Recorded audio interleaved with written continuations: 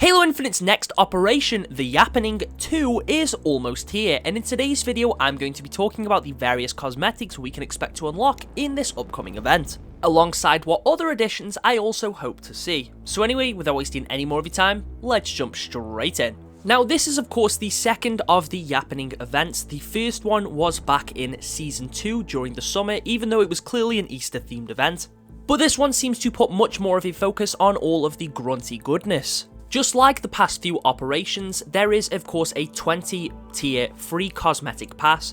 Granted, the first 10 tiers or so are very much filled with a bunch of filler cosmetics such as emblems and XP boosts, with the first of these items being the Loud Noises backdrop. At tier 2 you get a double XP boost, followed by the Zeta Radio emblem at tier 3. Tier 4 awards players with the Turf War emblem, followed by the Yapster weapon charm on tier 5, which is then followed with another XP boost, followed by the Truth Tines emblem on tier 7. You then get the Nope emblem on level 8. Tier 9 gives you the Grunt Ball weapon charm. This is the same Grunt plushie we've seen as a back accessory in Master Chief Collection. Tier 10 is where things do start to pick up a little bit as you get the Ghost Fleet weapon coating, and we have seen what this will look like in game when 343 showed off these cosmetics back in the Content Update 29 livestream. Granted, the image quality of these aren't the best. Tier 11 does give us another XP boost, but that is followed by the Red Steel Vembrace wrist attachment for the Mark 7 core.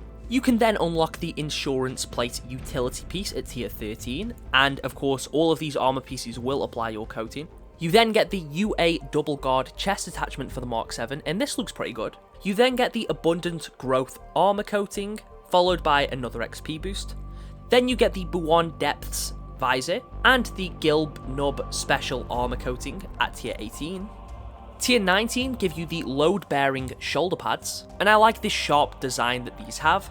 They do look very banished, and of course these will be cross core. Then at tier 20 you get the Hawker helmet alongside the Tines of Respect helmet attachment, which if you couldn't tell is very clearly based on the Grunt Mule helmets that we've seen in Infinite's campaign 2. Compared to the prior events that we've just had being Cyber Showdown 3, I do like the cosmetics here much more. The emblems, although I probably won't use them, do look much more interesting.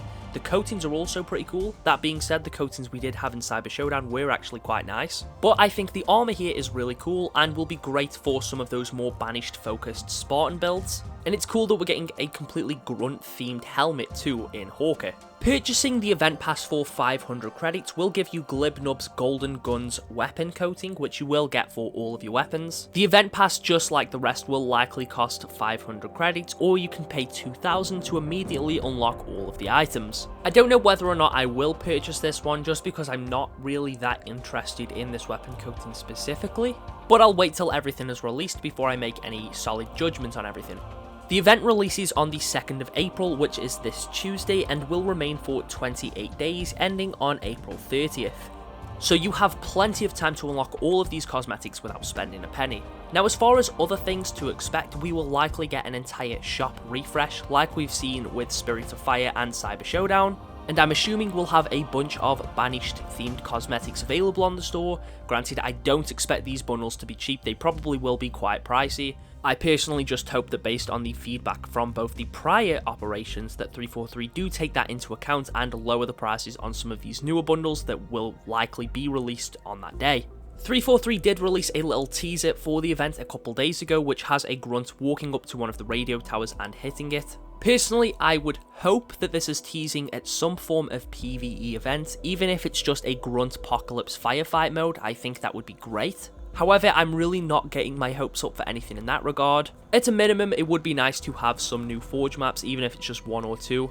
Although with us having the full squad battle refresh just a couple weeks ago, I also won't feel entirely disappointed if we don't have any major additions in content. The thing I would hope for the most, and I know it definitely isn't going to happen, but I think it would be really cool if they added a potential new grunt boss to Firefight, maybe one that has a ton of overshield and is just a complete bullet sponge. But what makes them truly unique is the fact that they carry the fuel rod cannon, which could be an amazing way to bring that gun into Halo Infinite. However, we have seen zero indication that this will be the case, and this is just me really setting myself up for disappointment, although I do feel like that would be a really cool addition if 343 were to consider that. Either way, I am excited to unlock the cosmetics available on the pass, because I do think some of the armor pieces do look pretty cool, and the emblems are pretty decent too, although if I am being completely honest, I'm really not that bothered by them. Either way, I'm curious to hear what you all have to say down in the comments. Thank you all for watching, and I'll catch you all in the next one.